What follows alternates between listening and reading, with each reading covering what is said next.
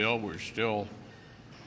We had a report from Senator Cruz at lunch, and he's continuing to work on an amendment process. And we'll absolutely have to do something by the end of the week, and exactly how that plays out, I couldn't tell you right now, but this is a bill we need to pass and pass on time. Secondly, I had a chance to talk to the Defense Minister of Israel yesterday and Jake Sullivan this morning, and I continue to express my concern to the administration that the delay of shipment of weapons to Israel is just another way of trying to tell an ally how to conduct the war. This is obviously an extremely challenging situation, but I think the last thing we ought to be doing is telling our Democratic allies you ought to have an election or you ought not to conduct this war in a certain way.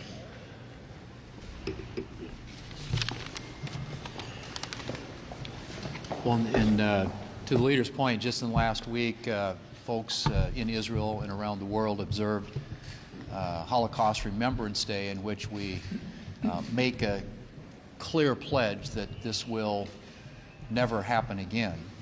And it seems like never again is right now. It's only been 7 months since Hamas attacked Israel, and what was the worst attack on Israel literally since the Holocaust.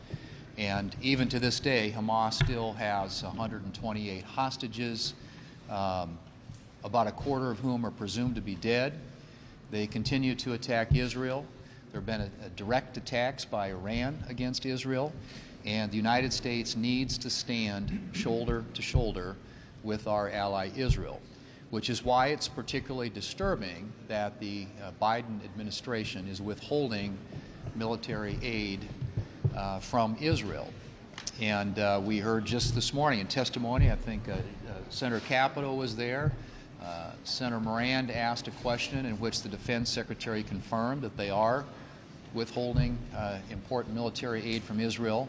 Of course, that at a time after which we just passed $14.1 billion in assistance designed to go to support our ally Israel. So it is really important for the Biden administration to get this right and to stand with Israel. Not doing so not only undermines the security of Israel, but it also draws into question our reliability as an ally. And so I hope the administration will see their way to ensure that the assistance that this Congress has supported and advocated for is actually delivered, and that the people of Israel are able to finish the job and to make sure that Hamas is never in a position again to attack Israel or its people, or for that matter, anybody else in the neighborhood.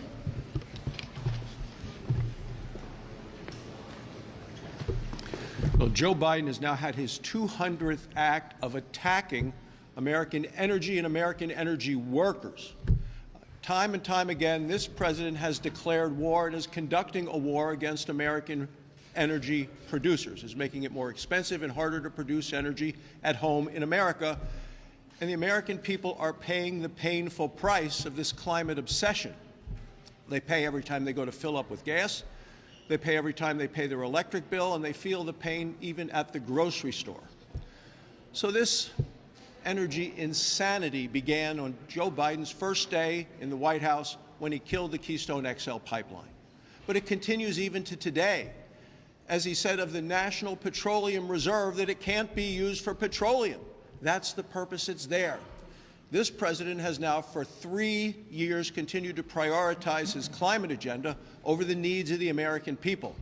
And he refuses to understand that we can protect the environment without punishing the economy. Every one of these 200 actions has hurt our economy, but it's helped Iran, Russia, and China.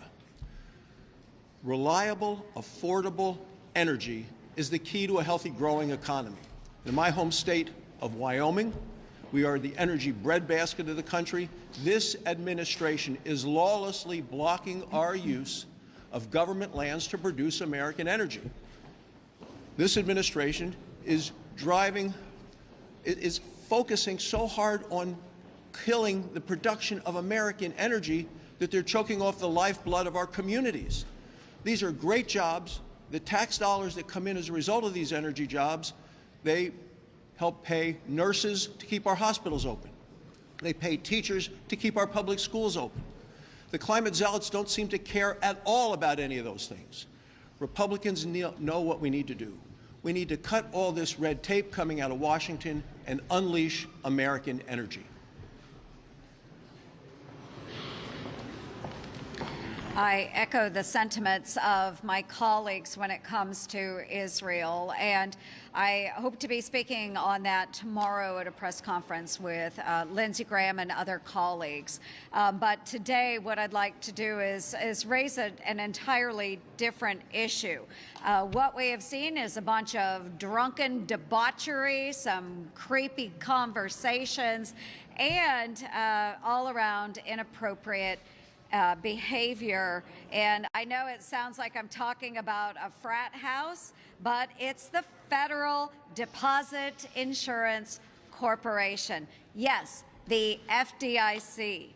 There is a new report that is out. It is 234 pages, and it revealed that the rot runs a lot deeper than I even initially thought. Now, this culture has been driven from the top down, from Chairman Gruenberg on down through various levels in the FDIC. And what I know, is that the chairman must resign. And he needs to face real consequences, folks, not just a little slap on the hand, but he needs to go.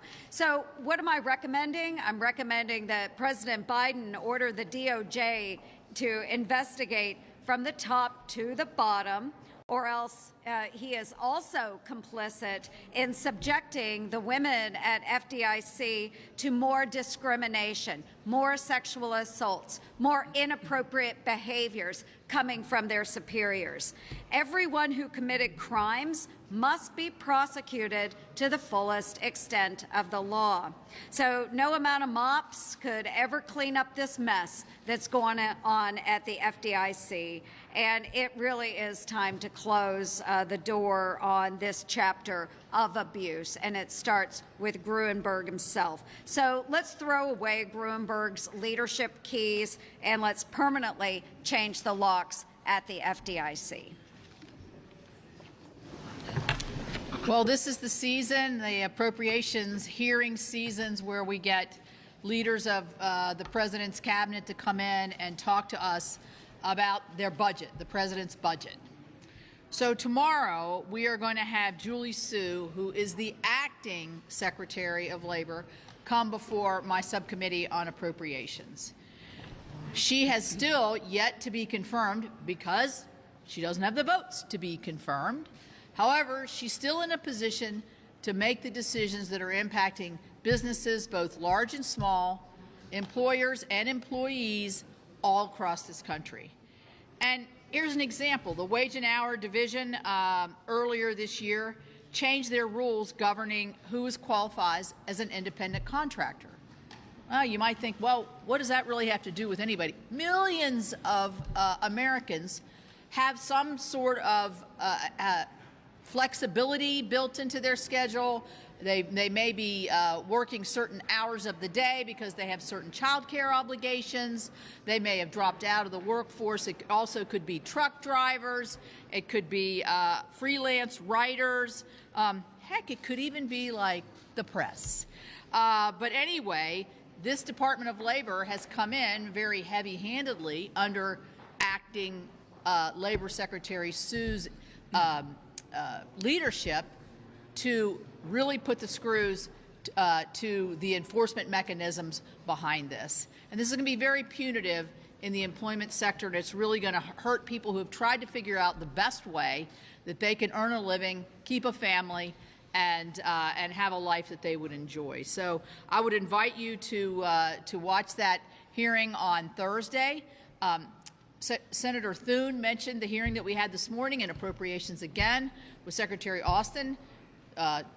Senator Moran asked him a question, I asked him a follow-up question, and he point blank said to me, we are withholding the weapons from the money that you as Congress passed because we are assessing the Israel's strategy when it comes to Rafah.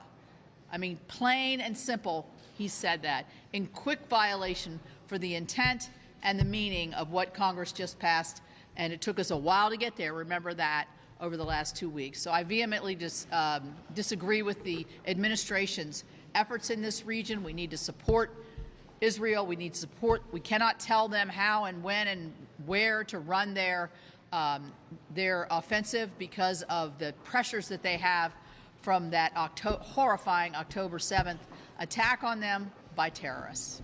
Thank you.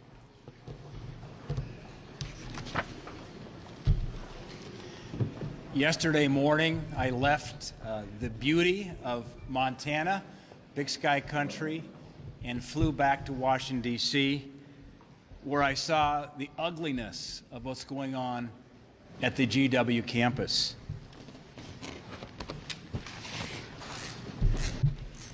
What I saw yesterday was reprehensible. A statue of George Washington covered with stickers that say Free Palestine. He's carrying a Palestinian flag, also wrapped around his neck, and his head is covered and wrapped in a keffiyeh. There was a whiteboard there. By the way, this picture was taken by members of my team who accompanied me to the GU campus. There was a whiteboard that said, these are our rules. Number one, in great big block letters, said, no Zionism. While I was there, I also met a rabbi. I met with Jewish students who also told me they were afraid to be on their campus. Let me be very clear, anti-Semitism has no place in our country, but welcome to Joe Biden's world. And look what happened just last night. While most of us were asleep, protesters surrounded the president of GW's house and called for campus administrators to be beheaded. Then finally, this morning, Mayor Bowser mobilized Metro PD to clear the encampment at GW. But this is just one campus. There are still vile protests occurring across our country. Our nation is in desperate need of moral clarity. These elite universities, they promote diversity and inclusion as long as it includes hating Jews. Everybody has First Amendment rights to free speech, to protest, but they do not have the right to demonstrate such hate and violence that Jewish students feel unsafe. We must collectively condemn all forms of hate, wherever it shows up. And President Biden and Senate Democrats must join my colleagues, my Republican colleagues, in standing firm with the Jewish community, including looking at ways we remove the federal funding of these universities that don't act to protect these Jewish students. Just following up on that a minute, I was at the Derby this weekend. I was with one of these university presidents, and he indicated that roughly 40% of the people creating these problems were not students there. Clearly, there's interference from outside, and this whole situation seems to me has been best dealt with by our former colleague Ben Sass, who had an op-ed in the Wall Street Journal in the last few days pointing out that they were not a children's display area. They clearly have rules and they enforce them. Leader McConnell, Okay. thank you. Good afternoon. You've been outspoken about your disappointment in Congress being unable to advance some sort of an immigration border security package here. There are some Democrats, moderate Democrats, now saying the president should take executive action here. What would you like to see if he were to do that? Because you even have these moderate Democrats speaking out. Well, obviously, I'm not an advisor to the president, but if I were, I'd say you ought to do something about this to the maximum extent of your ability. Obviously, the previous administration had more success controlling the border, and so there must be more this administration can do, not just blame Congress for not passing legislation. Senator, Patty Murray is insisting, reiterating that Democrats will want dollar-for-dollar parity on non-defense and defense. Can you accept that, given that you're seeking a substantial defense increase? Yeah, no, I can't accept that at all. If you look at the request for defense from the administration, not a single one of their requests since they've been there has even kept up with inflation.